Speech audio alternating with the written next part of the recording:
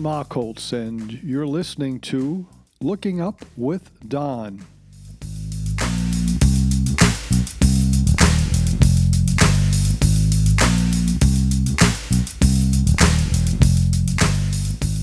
This is the Looking Up with Don podcast, episode 7, for the week of February 19th, 2020.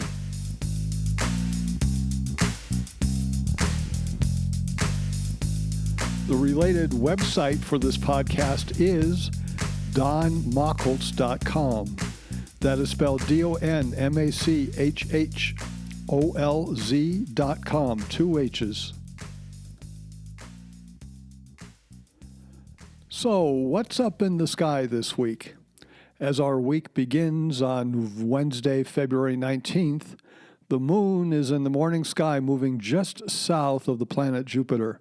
Now, as we discussed last week, this is a good opportunity to go out and find the moon on the 19th in the daytime and then hop over for a daylight observation of the planet Jupiter. A few days later, on Sunday, February 23rd, the moon will be new, passing just south of the sun. Then next week, Wednesday the 26th and Thursday the 27th, the moon will pass by Venus in the evening sky. But that will be in next week's podcast. In the evening this week, the planet Venus is in the southwest. Now, everyone is familiar with the fact that the sun casts your shadow, and the moon does too. But did you know that the planet Venus is bright enough to cast a shadow too? That's what we're going to try this week when Venus is at magnitude minus 4.2. And we're going to try it again in March and April when Venus is even brighter.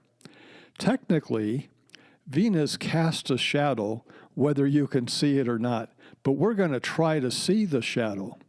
Now, this is how I have done it, and I was outside last night, and I was able to see the shadow cast by Venus. Go outside as the sky is getting completely dark. When it's about 90 minutes after sunset, find a dark place where you can see the planet Venus in the west. Let your eyes get adapted to the darkness. This might take a few minutes. Then hold up a sheet of white paper a foot or so from your eyes, and looking at the paper, slowly wave your hand with your fingers spread apart between the paper and Venus as if you're waving at Venus. Look very carefully for pattern changes on the paper. It will be subtle. What you are looking for is the shadow of your hand on the paper. Since Venus is a very tiny light source, the shadow of your hand will be a sharp shadow with very distinct edges. Try this for a few minutes. If you fail to see the shadow, don't worry.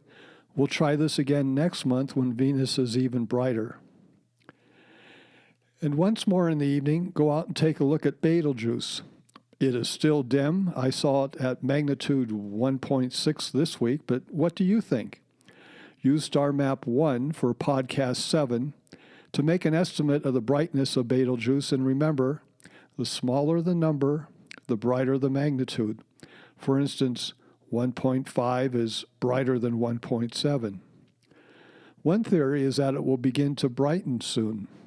Another theory I've heard recently is that the reason it's dimming is not because the star is getting dimmer, but that there is dust and gas between us and the star, and that makes the star appear dimmer. Our 3 brightest planets are stacking up in the morning sky. Mars is retrograding as it's headed toward the planet Jupiter, and they'll be closest on March 20, which is a month away. You might want to take a few minutes and get a good look at Jupiter through the telescope. Word has come out in the last couple days that the southern band of Jupiter is beginning to get thinner. Now, Jupiter has 2 main bands, one north of the equator and one south of the equator.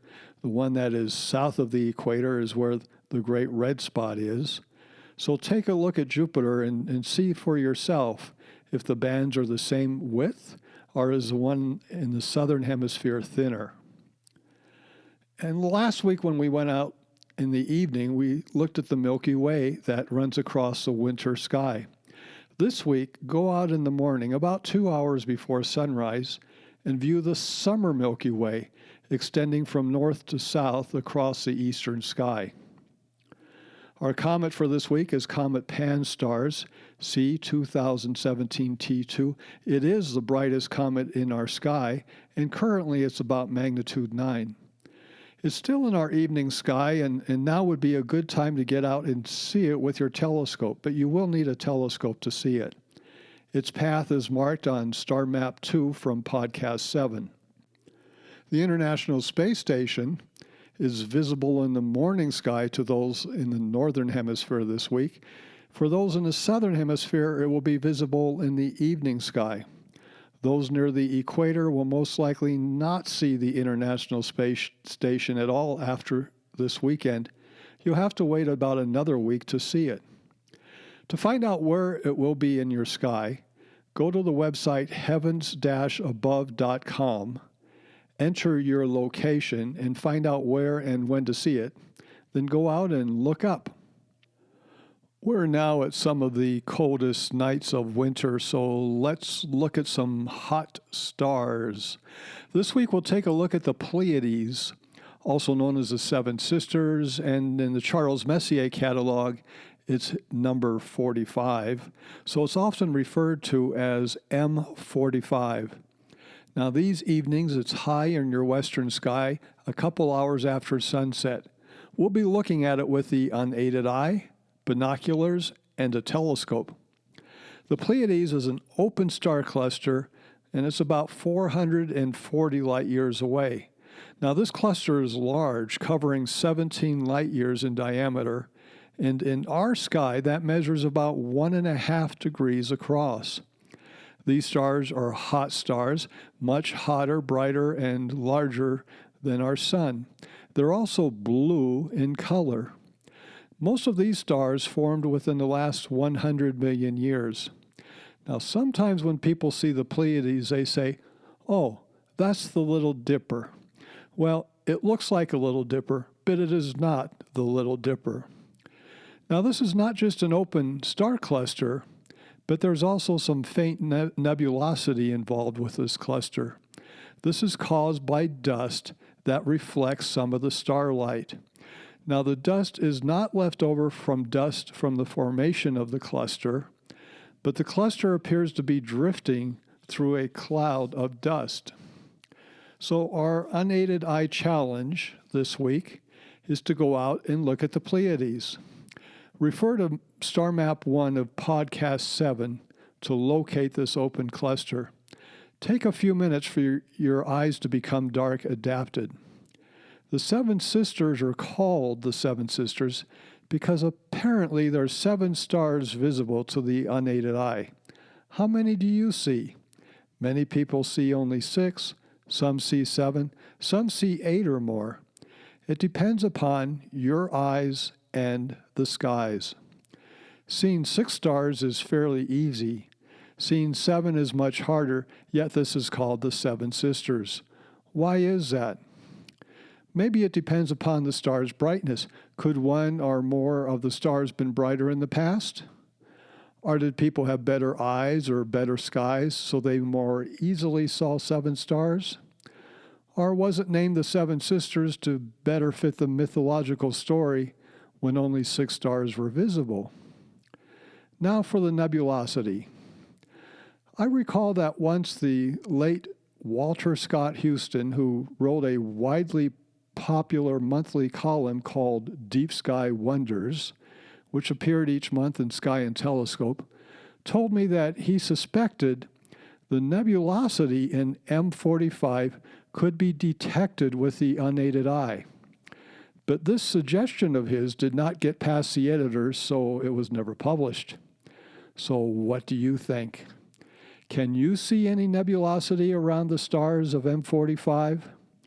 The brightest portion of the nebulosity is located around the southernmost star of the cluster. For our binocular challenge, let's get our binoculars on M45. You'll see more than the 7 main stars, as fainter stars are both immersed in the star pattern and spilling beyond the star pattern. Now, all of these are cluster-based stars, blue stars and hot stars. You might notice why unaided star counts of this cluster are difficult. Some of the stars are close to each other, so to have a high star count with the unaided eye, you need to not just have good light grasp, but good acuity with your eyes. That is a sharpness of vision. Near the middle of this tiny bowl, you might see one of my favorite parts of this cluster, a wide double star system. Through binoculars, it might not look very wide. You have to hold the binoculars very steady and look for it.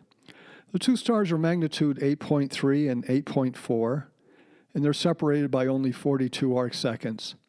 I've always seen this double star system as a stark contrast to the brighter, well-separated stars surrounding them. Now, with your binoculars, look for nebulosity. At first, you might think that your optics are fogged or dirty, or that the sky has haze or fog. If they aren't, you're seeing the nebulosity. How cool is that? The fact that you're using two eyes with binoculars rather than one eye with a telescope helps to increase the contrast. Now, if you have a telescope, let's take our telescopes out and look at M45. Wide field works best. At least it will give you a good view of most or all of the cluster. Look for the nebulosity with a wide field eyepiece, and then increase the magnification to decrease the field of view, and move the bright stars just out of the field. Then look for nebulosity. And don't forget that double star near the center. Fun fact. Last week I discussed the 3 factors that must be met to visually discover a comet. Now, this is a theory I developed in the late 1970s as I was comet hunting. To review, the 3 factors are: 1, position, you must be looking at the comet. Number 2, brightness, the comet must be bright enough for you to see it. And 3, timing, you must find it before others. So some further discussion on this. This past week, I was rewriting my comet discovery story for my 8th comet, a periodic comet that I discovered on August 13th, 1994, with my 10-inch reflector. I researched if I could have found the comet earlier and why it wasn't discovered sooner. My notes show that I swept the area just north of the comet 8 days before I eventually found it. And at that time, the comet was in the constellation Cassiopeia, less than a degree south of the bright star Delta in Cassiopeia. The position of the comet that morning is rather important. Its declination was 59.5 degrees, 59.5. I was sweeping north of this area from 60 degrees to 90 degrees declination. So if I stuck just to those locations, I would have missed the comet by 0.5 degree. But usually I overspill the declination, meaning I'll sometimes sweep as far south as 58 degrees. If that's true, then I swept over the comet without seeing it. Why did I miss it? Well, perhaps the glare of the bright star drowned out the comet, or maybe the comet was still rather faint, and it outburst a few days later and prior to my discovery of it 8 mornings later. Then, on the next morning, August 6, I swept the area south of the comet's position, but the comet had now moved northward to a declination of 60.6 degrees. My sweeps were between the declination of plus 20 to plus 60, meaning that if I stuck within those limits, I would not have swept far enough to pick up the comet. But once again, I probably had about a 1 or 2 degree overspill, so I suspect I swept as far north as 62 degrees. Therefore, I probably swept over the comet without picking it up. Now, we can't blame the star's glare this time, as the comet had moved more than a degree away from the star. Could it be that the comet was simply too faint for me to pick up both this morning and the previous morning? That's probably the case, as this comet had an outburst a week after I discovered it and had fragmented over time. One could now suspect that it had outburst before I discovered it a week later. One more bit of evidence. In 1979, 15 years before this time, and 3 orbits prior, this comet, of course, was still undiscovered, and it was moving through our evening sky in winter of 78 into early 1979. And at that passage, it was fairly close to Earth, about 25 million miles. It should have been fairly bright, up to 8th magnitude bright at its brightest, and yet nobody picked it up. I did a review of the areas that I covered in late 1978 and early 1979, and I see that on 3 occasions, I swept right over the position of the comet without picking it up. So I'm thinking, how could I be so blind? I was at the right place. I was long before it was discovered, yet I did not pick up the comet because apparently it was too faint. The suspicion now is that periodic comet Mach-Holtz 2, also known as P/141, does vary in brightness. When I picked it up in 1994, it had split into several parts, and it probably outburst shortly before I discovered it on August 13th of 94. So the previous visits to the vicinity of the Earth, it comes by every 5 years, it probably had not brightened much and stayed fairly dormant, so no one picked it up every time it came by. So there's a couple lessons to be learned here. In the course of the 24 hours that I swept on August 5th and 6th in 1994, the comet moved from 59.5 degrees to 60.6 degrees declination, crossing the boundary that I use for my comet hunting areas, which is at 60 degrees north declination. It just so happened that when I covered the area north of that line, the comet was just south of it. And the next morning, when I covered the area south of that line, the comet had moved north of it. If I had not overspilled or overlapped beyond that boundary, I would not have found the comet no matter how bright it was. So it always pays to sweep an area slightly larger than your boundaries to cover those comets moving from one area to another. Another lesson is that you can satisfy 2 of those factors, in this case being at the right location and at the right time, that is before it was discovered, and still not see the comet if it's too faint.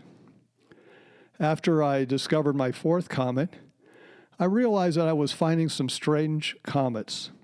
Of the 44 comets visually discovered since I began comet hunting on January 1st, 1975, the comets with the closest perihelion, that is, their closest approach to the sun, were all discovered by me. And after all these years, since 1975, of the 94 comets discovered since January 1st, 1975, those 3 comets are still those with the shortest perihelion distance. Meanwhile, other comet hunters were finding comets in less search time than I had, and they were fainter than the comets I was finding. They were also finding them in the evening sky while I wasn't.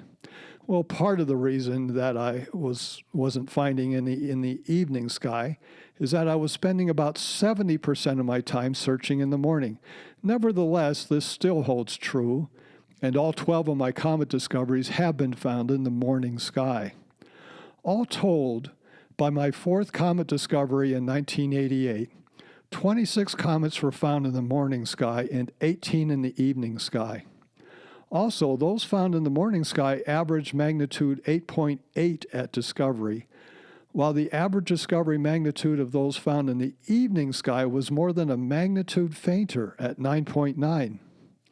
Comets found in the morning sky also had a shorter average perihelion distance, 0.79 astronomical units, compared to 0.94 of those found in the evening sky. Finally, comets found in the morning sky had a 30% greater chance of being in a retrograde orbit than those found in the evening sky.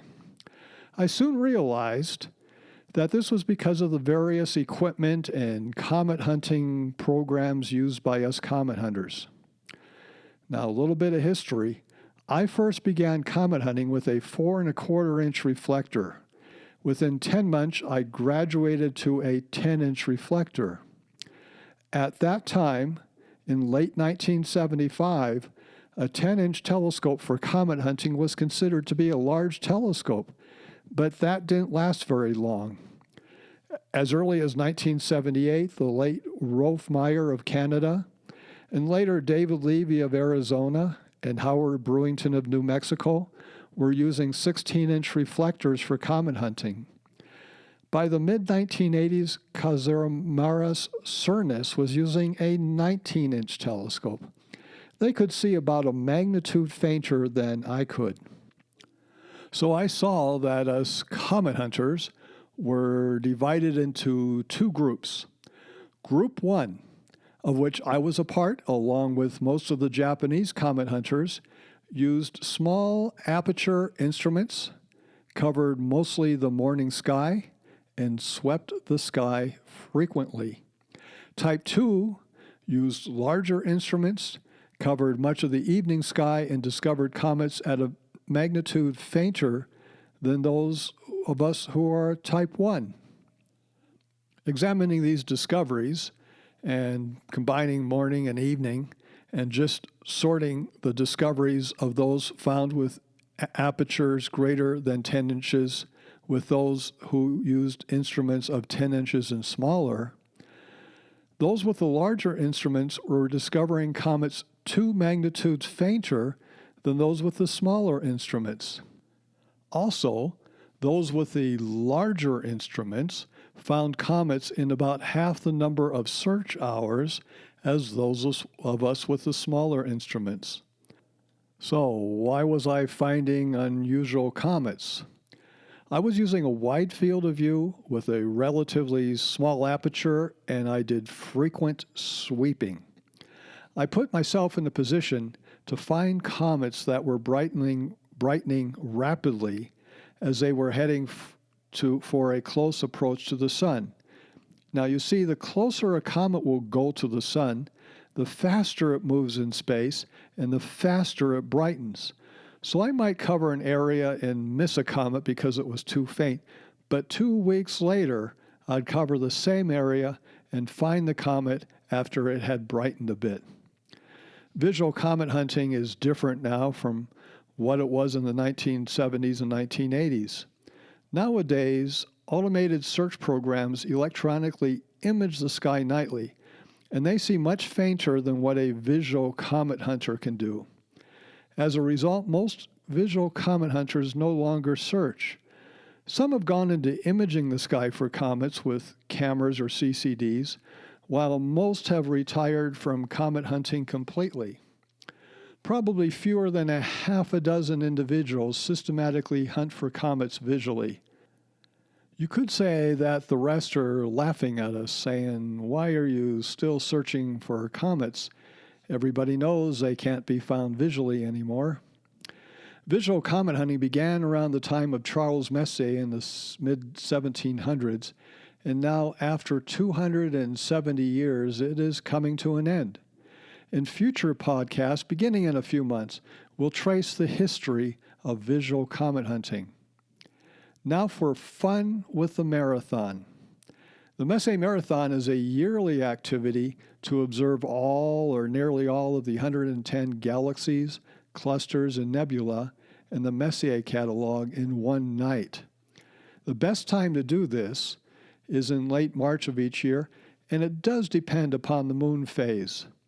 This year, the new moon is on March 24th, which is the ideal time.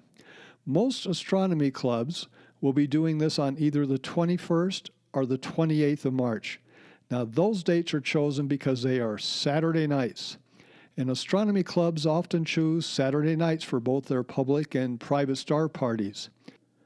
You, individually, can do the Messier Marathon on both dates, which are Saturday nights, and on all the nights in between. I've done many Messier marathons on weekday nights. To successfully run the marathon, it helps to have an observing order. You can download one from my website. It's Podcast 5, Search Sequence. You might also want to download Podcast 7, Map 3, 3, which shows the Messier objects that we'll be discussing this week. I don't know about you, but I get out and practice finding the Messier objects before I do the Messier marathon. Now, these are like mini marathon nights, perhaps an hour or two poking around and finding the Messier objects. This helps me to get back into shape for the Messier marathon. At this time of year, you can go out as the sky darkens and search the first few groups of objects while they're still high in the western sky. A more realistic simulation would be to wait about 3 hours until the objects are lower in the sky, as they would be in late March. This is good practice for locating them under similar conditions for the marathon, lacking only the slight twilight glow you'll have on the Messier marathon evening in March. One exercise is to find the most difficult object in the evening sky, M74, and then watch it as it sinks toward the horizon. How low can you go with M74? Can you see it when it's 10 degrees high? How about 5 degrees high? And after you lose that object down by the horizon, go after M33 and M110, the next two most difficult evening objects. When we left off last week, we had seen the second set of Messier objects in the Messier Marathon, and altogether we've covered 25% of the 110 objects in the evening sky. This week we're covering 20 more objects. Lately we've seen a lot of open clusters and nebula in the winter Milky Way. Now we head over to the galaxies. Leo, 5 objects. Let's begin with M95 and M96.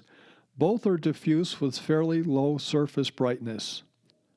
Then move nearly a degree north for another galaxy, M105.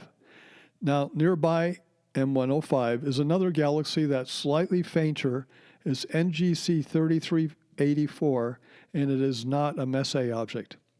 Next, we're going to head over to M65 and M66. If you look about a half a degree north of M66, you'll see the fainter galaxy, NGC 3628. Now we're going to head north and cover stuff by the Big Dipper. We start with M81 and M82. Then we work over to the bowl of the Dipper. In the bowl of the Dipper, we'll pick up the planetary nebula M97 and then head nearly a degree northwest to the galaxy known as M108. Then we go to the next bright star in the Big Dipper and pick up M109. Now we go to the next bright star in the Big Dipper and we pick up the double star M40. From here you go 11 degrees south for the galaxy M106. 3 more galaxies are below this location. They're M94, M63, and M51. Next, we're going to move north again near the handle of the Big Dipper and get M101. And then about an hour of right ascension further toward the east to pick up a galaxy known as M102, which is taken to be NGC 5866. In late March at about 9 or 10 p.m., you're working your way down toward the northeastern horizon by now. Finally, we head south again for globular cluster M53, galaxy M64, and finally, the globular cluster M3. That should be fairly low in your eastern sky. Now we've just finished 20 more Messier objects. Altogether, we've done 48 of the 110 objects. I was out last night practicing for the marathon, and I saw 45 of these objects in about 50 minutes. So if you have found all the Messier objects we've talked about in these last 3 podcasts, you've seen 43% of the Messier catalog. Next week, we're going to go through all those galaxies in Virgo. And believe me, it's not as hard as you might fear. Last call for this. For those of you in the Phoenix area, on this Friday, February 21st, I'll be delivering a lecture on the Messier Marathon to the East Valley Astronomy Club. Go to their website, evaconline.org for details. Everybody's invited, and it's on Friday evening, February 21st. The website is evaconline.org. You have been listening to Looking Up with Don, podcast episode 7. Once again, the related website for this podcast, where you can download all these star maps and search sequences for free, is donmachholz.com. That is spelled DonMachholz.com. 2 H's. God willing and pod willing, I'll be back next week for another episode of Looking Up with Don. We will discuss what's going on in the sky. We'll cover more of the Messier Marathon search sequence, where we'll be discussing those confusing galaxies in Virgo. And I'll be discussing why in the world we have leap year. Thank you for listening. See the sky this week. I'll see you next week.